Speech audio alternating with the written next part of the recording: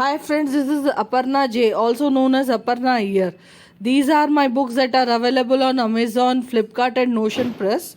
And I have created a sneak peek into what kind of stories you can expect from my books. I hope you watch it and enjoy. Thank you and have a wonderful day. Detective Amelia Adams sat at her desk, surrounded by the dimly lit room of the police station. It was a quiet evening, the streets outside bathed in a pale moonlight that filtered through the blinds. Just as she was about to call it a night, the phone on her desk rang, shattering the silence with its shrill sound. Curiosity piqued, Amelia reached for the receiver and brought it to her ear. "Detective Adams speaking," she answered in her authoritative yet calm voice. A chilling whisper greeted her on the other end of the line, making her blood run cold. "Detective Adams, please pay close attention. 4 individuals have mysteriously disappeared after visiting Victor Hastings, a respected entrepreneur, at his residence known as Flora Villa, located near the White River National Forest in Glenwood Springs. There appears to be a malevolent occurrence unfolding at that location." Amelia's heart quickened with intrigue and concern. She leaned closer to the phone, her voice determined. "Who is this? How do you know about these disappearances? I can't reveal my identity, but you must investigate. Look into Victor Hastings and his connections. Find out what happened to those people before more lives are at stake." The line went dead, leaving Amelia with a flurry of questions swirling in her mind. She quickly jotted down the information and hung up the phone. Determined to uncover the truth, she immediately began digging into Victor Hastings' background, seeking any possible clues that might shed light on the mysterious disappearances. Amelia asked her deputy Warren Brantley to dig deeper into Victor's social media accounts to find out more about his social life.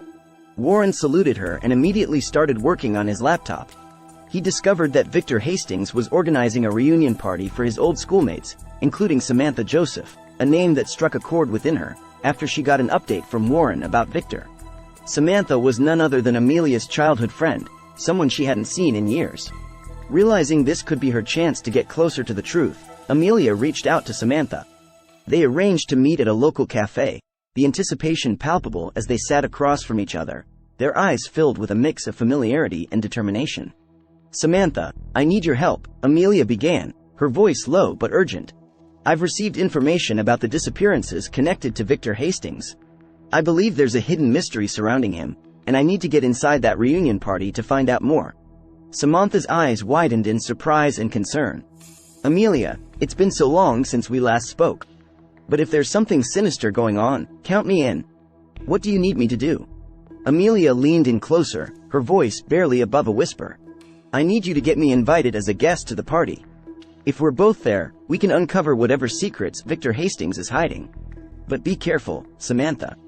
We don't know what we're up against." A determined glint sparked in Samantha's eyes as she nodded. "I'll do whatever it takes, Amelia.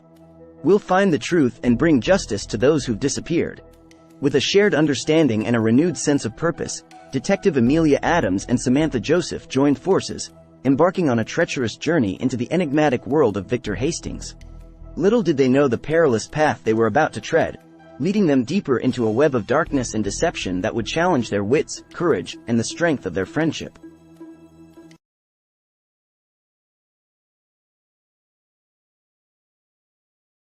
Does the thought of a conspiracy within the ranks of the FBI intrigue you? Well, brace yourself for a tale of betrayal, manipulation, and the relentless pursuit for justice. Our story unfolds in the bustling city of Manhattan, where an unassuming FBI investigator named Jonathan stumbles upon a chilling conspiracy. A plot so twisted it involves a hijacked flight, a haunted house, and a puppet master pulling strings from inside the agency. As Jonathan delves deeper, he finds himself in a dimly lit cafe, surrounded by his trusted colleagues Melinda and William. With a tremble in his voice, he reveals the unthinkable. Our informant was a pawn, and Director Redwood is the puppet master. The revelation hits the room like a shockwave. "Why, Jonathan?" William asks, his jaw tightening as he grapples with the betrayal. Jonathan, leaning in, unveils the dark motive. He wanted to weaken the FBI, making it easier for him to manipulate and control the agency, all for his own gain. A chilling silence follows. The climax of this tale unfurls within the eerie confines of a haunted house. Director Redwood's sinister motives are laid bare, and he is apprehended. His reign of terror is brought to an end by the very people he sought to manipulate. In the end, the secrets of the haunted house are exposed and the passengers of the vanished flight find their way back home. The city of Manhattan breathes a sigh of relief. Justice, it seems, has a way of prevailing even in the face of the darkest conspiracies. The FBI investigators, trusted by the people, have thwarted a deadly plot orchestrated by one of their own. The importance of justice and trust, the resilience of the human spirit, and the unyielding quest for truth. These are the key takeaways from this chilling tale. So remember, when the world is shrouded in shadows, there are always those who will step into the light ready to face the darkness head-on.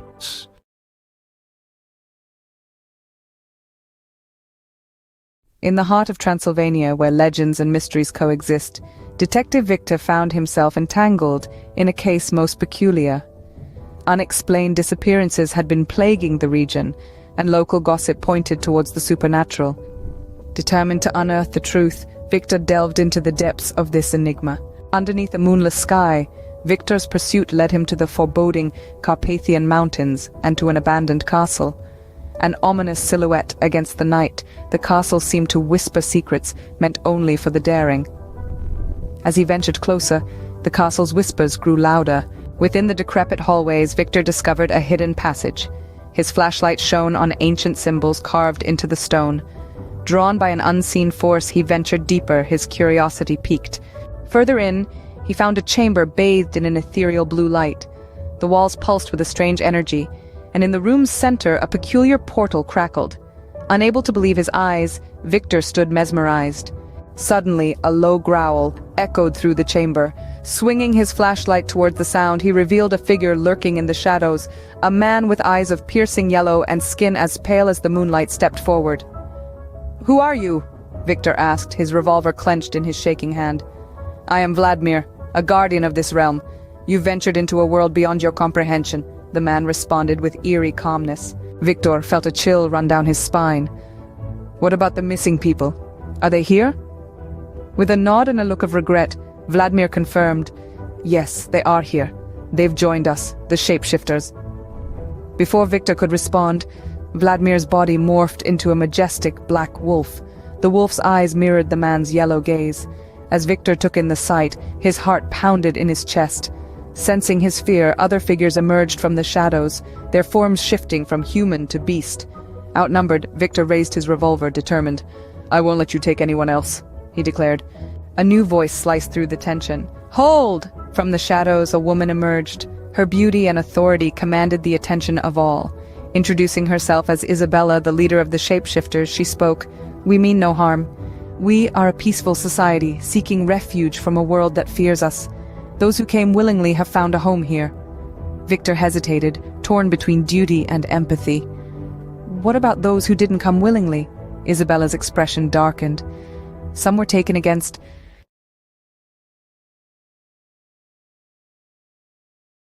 In the stillness of the night, a chilling whisper echoed, "Beware of your boyfriend." The voice belonged to Vidya, a trusted confidant. Her words hung heavy in the air. "He's only after your money. The smartphone he gifted you, don't touch it." Meenal, the receiver of these eerie words, remained silent, her heart aflutter with confusion and disbelief. Anil, her beloved, a traitor? Vidya's frown deepened at Meenal's silence, but she pressed on. "It seems you don't trust me. Nevertheless, watch this clip and get back to me tomorrow." With that, her face vanished, replaced by the grinning visage of Anil and his family. Anil's gloating voice filled the room. "That naive Meenal thinks I'm in love with her. She's nothing more than a cash cow to me. I found a new way to make money, Dad. Blackmailing her with photoshopped pictures, she'll hand over her cash willingly." Meenal's heart shattered, anger flared within her. "The traitor, the bastard, how dare he betray me?" Summoning Vidya, Meenal declared, "I want to teach a lesson to Anil and his family." Vidya's devilish grin sent a shiver down Meenal's spine.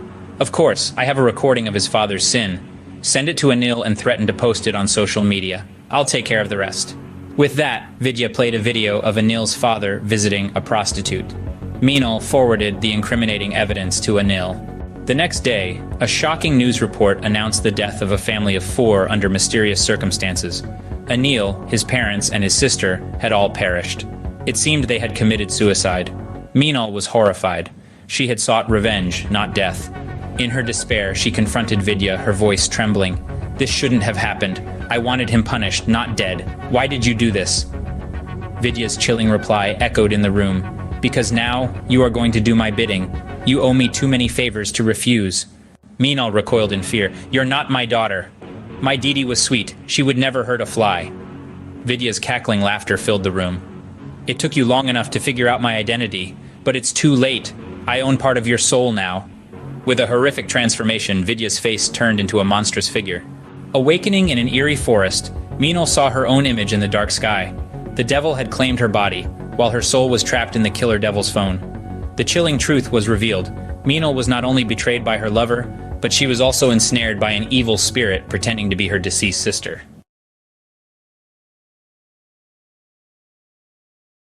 In the secluded town of Eldridge, an eerie mist clung to the trees, masking the secrets that haunted the town for generations. Among these mysteries was the unsettling story of Emily Holloway. One morning, Emily awoke with a jolt, her surroundings unfamiliar. Panic surged through her veins as she realized she was in someone else's body. What? Where am I? She stammered, her voice unfamiliar to her own ears.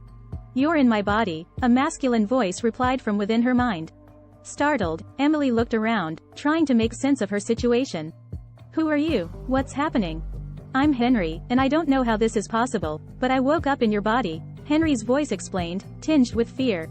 As Emily navigated Henry's life that day, she experienced a growing sense of unease. She discovered that this body-switching phenomenon wasn't isolated to just her and Henry. Over the course of weeks, she found herself living as different people, witnessing their lives, and feeling their emotions. Each day ended in terror as she was hunted down and murdered by a figure dressed in black. Emily, I can't take this anymore, Emily in Susan's body confided in her friend Susan. I don't know what's happening, but every time I wake up, I'm in someone else's body. Susan's eyes widened. That's insane. Have you figured out why this is happening? Emily shook her head. No, but I'm starting to think there's something sinister behind all of this. As Emily relived her out-of-body experiences, the sense of impending doom grew stronger. She inhabited the body of a young woman named Rachel, attending a local festival. The laughter and music were a stark contrast to the fear that gnawed at her heart.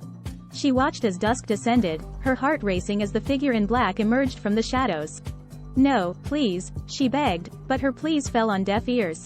The figure's grip tightened around her throat, cutting off her voice and snuffing out her life. With each death, Emily grew more determined to uncover the truth behind the curse that plagued Eldridge. She and Susan delved into the town's history, discovering old records that hinted at a cult led by a man known as the Harbinger. This cult had delved into dark rituals, seeking immortality and power from the otherworldly. One fateful night, Emily inhabited the body of James, a man who had been part of the Harbinger's cult. As she stood before the decrepit mansion deep within the woods, she knew she had to confront the source of the curse. Inside the mansion, a shadowy figure awaited her. Welcome, Emily, the figure's voice echoed with an eerie familiarity. Who are you? Emily demanded, her voice laced with defiance. The figure stepped into the dim light, revealing a face that sent chills down her spine.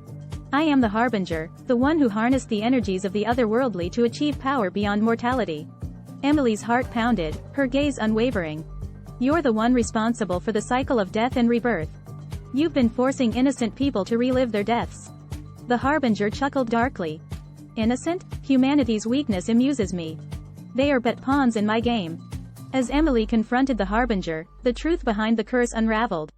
The Harbinger's insatiable thirst for power had led him to bind his soul to the town, forever trapped in the cycle of life and death. Emily's voice was filled with determination. This ends now. The people of Eldridge deserve to be free from your grasp.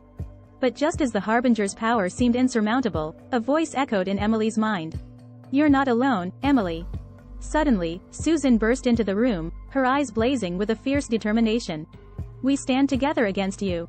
United by their unwavering friendship, Emily and Susan channeled their strength, rallying the trapped souls that were part of the cursed cycle. The room trembled as the Harbinger's power wavered, and a blinding light enveloped them. You may have thwarted me for now, the Harbinger's voice hissed, but my influence will forever linger. As Emily and Susan stood before the crumbling mansion, their eyes locked onto the figure known as the Harbinger. The dim light revealed his face, and a gasp escaped Emily's lips as recognition dawned upon her. Mr. Thompson? Emily's voice wavered, disbelief coloring her words.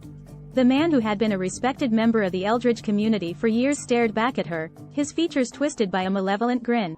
Surprised, Emily? Did you really think someone like me could resist the allure of immortality? Mr. Thompson, a charismatic figure known for his involvement in local charities and events, had always been admired by the townspeople. But now, seeing the darkness that had consumed him, Emily felt a mixture of anger and sorrow. You were the harbinger all along? Susan's voice was laced with a mix of shock and disdain. Mr. Thompson chuckled, the sound sending shivers down Emily's spine. The facade of a benevolent citizen was quite useful in furthering my plans. Eldridge provided the perfect breeding ground for my experiments. As the truth of Mr. Thompson's identity sank in, Emily's determination hardened. Your reign of terror ends tonight. The people of Eldridge deserve to be free from your curse. The harbinger's laughter echoed through the room. Do you really think you can stop me, Emily? My power transcends mere mortals. But Emily and Susan stood firm, their bond stronger than ever.